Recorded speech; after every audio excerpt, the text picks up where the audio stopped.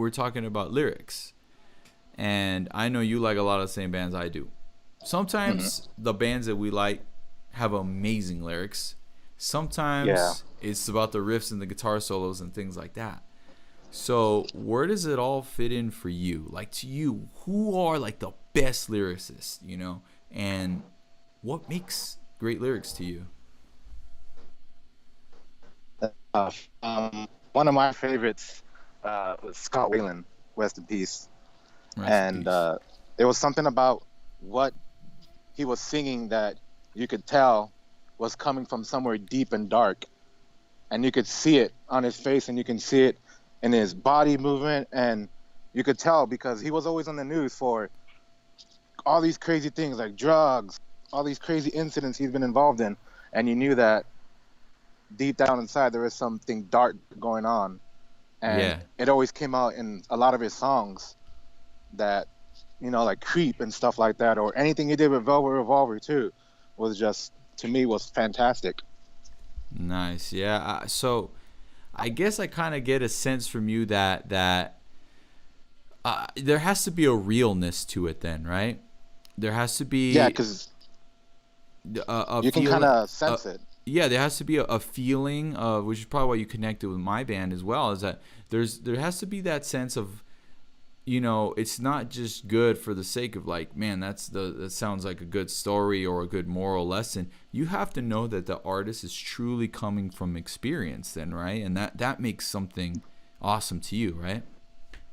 Yeah, exactly. Because you can, if you've been through something, you know how it feels. And if you hear someone else saying that, and if they're not telling the truth, because you went through that experience.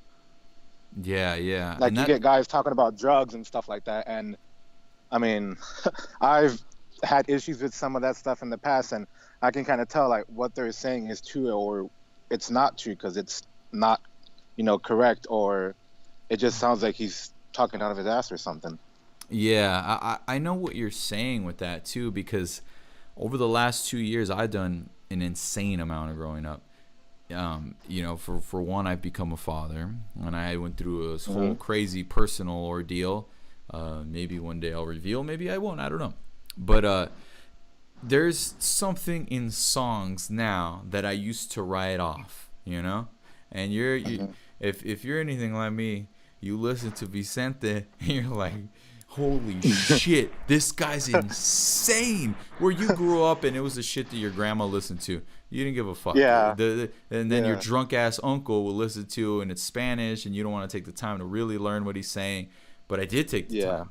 And I said to myself, this man is the best lyricist of all time. Now whether or not he's writing these songs, I don't know. But I just know that those songs themselves, and sung with a fiery intensity from which he sings them. Yes. Like, the man cries, dude. Like, the stereotype is, the... Yeah. Right? He's Yeah, really yeah. fucking crying, man. Like, he means that shit. Like, he's not just saying it. He's not just fucking just... These aren't just Exactly. words that come in a melody. Hell no, dude. This thing is like fucking... He's broken, and I've connected to that. I understand that kind of stuff, So I get what you're saying when there's like a realness to it, and there's like a connection, and it's not just words to dance along to. I see where you're coming from, man. I really do. Who else? Yeah. Who else is kind of like in your top? I'm kind of embarrassed to mention it. She's more of a pop. She's kind of more of a pop star, but it's this one. Marina and the Diamonds. Well, I'm not. I have no idea who that even is. That's crazy. She's a Welsh pop star.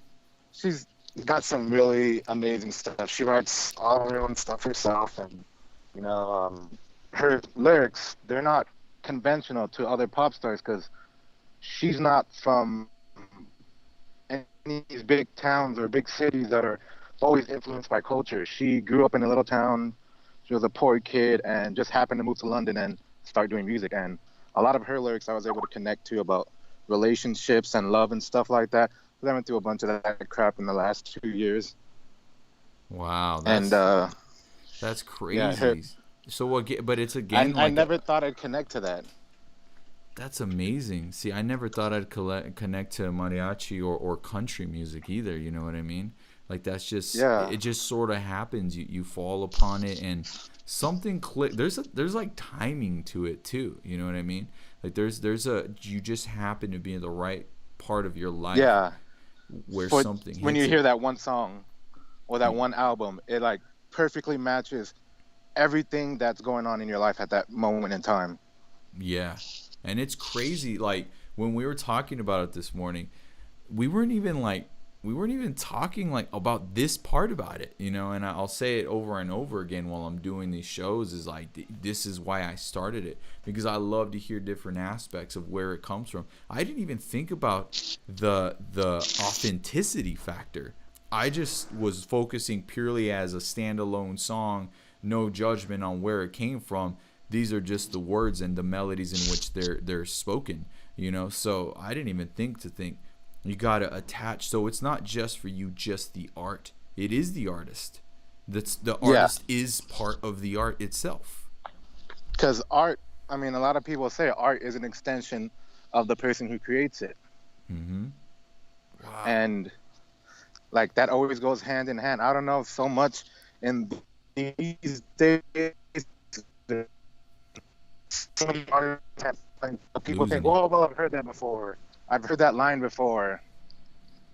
Yeah, yeah, and that's why there's a lot of things, and your connection got weird for a second, but I kind of got the gist of what you're saying is like, you know, there's sometimes like to me like now that we've been in the studio, like I kind of tend to say like when something sounds pretty like there's not something really juicy or tasty about it. It just sounds like a basic bitch song to me. It's a basic bitch lyric, and there's nothing that special. You know, that's why I tend when it comes to lyrics to lean to bands that are a little bit unorthodox. And I think you know, and TJ, I was hoping to get him on the show today, but he's enjoying a day off with Dead Rabbits right now, so he's getting a lot of shit done that he hasn't been able to do. But he did say he's like without a doubt it's Pink Floyd, and so it's crazy because they're such a massive band with such a humongous, gigantic appeal, right? They have two of their albums are in the top 10 of best albums ever made or selling. I mean, so they connected on this vast level, you know, and their music Hmm. is not basic bitch lyrics whatsoever. It's not. And some of their Absolutely shit's not. like 10 minutes long, a fucking 12-minute intro. You know what I mean? It's like it's Yeah. fucking weird. So one of their songs don't even have lyrics, just a woman shouting. So they're completely unorthodox, but yet they do it in such a way where those lines they just get you. They get you, and they also not only that, they don't deal with broken heart shit, which it's Yeah. pretty easy when you hear someone that's dealt with something that's heart wrenching, a breakup, a death. It's easy to connect with someone's adversity in that way. But Pink Floyd didn't do that. They actually went in this whole other realm and explored the entire realm of the earth and society. You know what I mean? Yeah. That's insane, right? So not basic bitch, you know. Who else Yeah. you got? Who else you got before we go to you, Ali? Whew. Let's see. I'm putting you on the spot. Yeah. I'm trying to think of a band that's not gonna embarrass me or. Dude, fuck it. Dude, fuck it. I mean, it Uh, doesn't. That's the kind of the point, though. What you there? You there? We're losing you. Any Affliction? Yeah, can you hear Amity. me? Yeah, there you are. Amity affliction. Is that what you said? Yeah, they've got some songs about like suicide, or there's one song where it actually ends with a voicemail of a guy calling his friend, giving him his last voicemail, saying his last goodbye to him.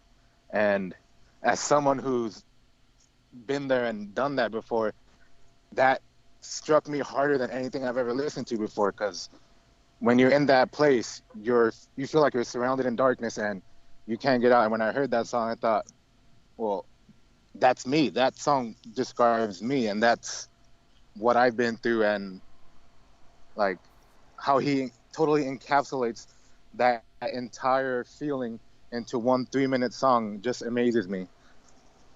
Yeah, and that's so crazy because I definitely I've been there as well, and I think that's why us and our whole clique we're all so drawn to this style of music too, well, we can like pop and we can like different things.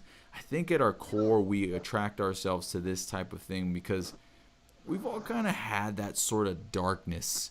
You know what I mean? We've all had those moments where it just like something is just not right. But there are levels to it. There are levels Yeah. to it. When I listen to thrash metal as a teenager or as a like young kid right before my teens, I was pissed off. I was lonely, and my parents moved to Vegas, and it was like I was just confused. So I was just mad, and I knew that those guys were larger than life. But as I got older, I started to listen to more bands that were not necessarily that big, but I started to discover these meanings of these songs and identify with them in such a way. And when you find yourself really, really thinking about that, when you're in that anxiety-ridden state, there's a different level to the darkness.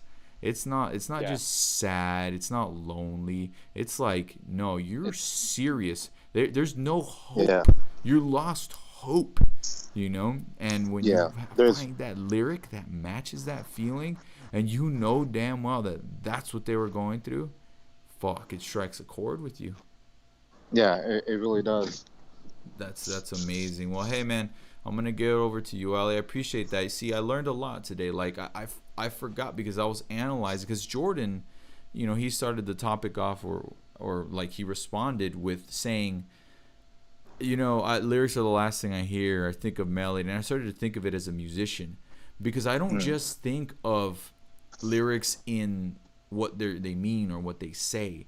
I think of them in rhythm and bouncing, the certain syllables they use, that kind of Yeah. match and create a sound sonically that's pleasing in your ears that works.